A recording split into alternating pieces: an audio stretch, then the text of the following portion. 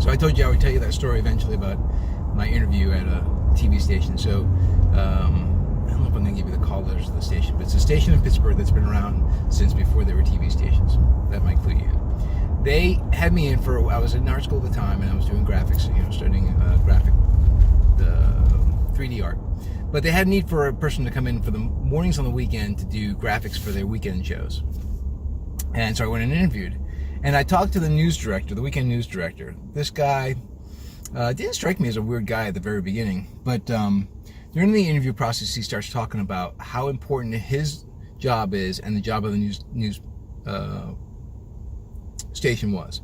Now, at the time, again, I was deeply invested in news. I had grown up with Clark Kent being a reporter, meant that reporters are superheroes and information passing. These are unbiased arbiters of the truth. That's what the news is supposed to. That's the way that I grew up, and at the time, I felt that way. Obviously, I feel differently now. So, and this helped me get to that feeling differently. This one interview.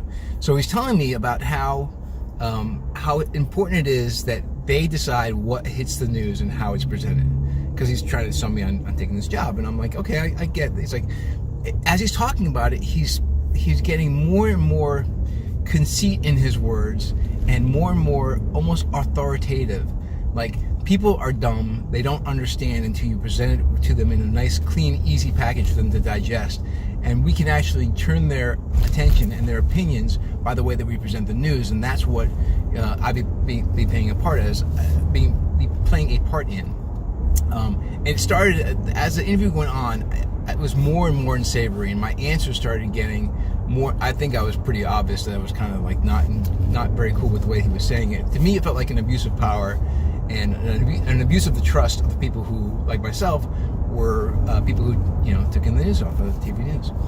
And so finally, in his as I'm giving him less and less, agreeable answers to the questions, he finally kind of launches into this. This station's been around forever. Every station does it, but we've been doing it the best. We're the best at what we do. And I said to him, well, that makes you the prettiest gorilla. And he kind of looked quizzically. I don't even know if I explained it to him, but obviously the prettiest gorilla still looks like a gorilla. So to me, he was telling me that they were the prettiest gorilla, and I had no desire to play a part in that game. And at this point, he's walking me to the door and exiting me out.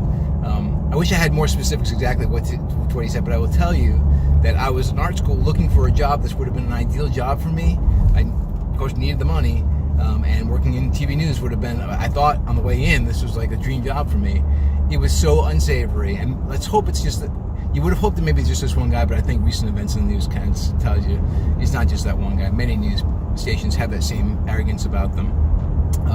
But it was so unsavory that I just couldn't take the job, even as a starving art student that I was. Well, that reminds me of another story I should tell you sometime about how I got my job at KB Toys, but that'll be a story for another time. Anyways, if you've ever had an experience with the news outlet, or maybe you actually work for the news, maybe you feel this way yourself, or maybe you feel the opposite. Maybe you feel like, well, that is how news is supposed to do things. They are supposed to package it and sway opinion.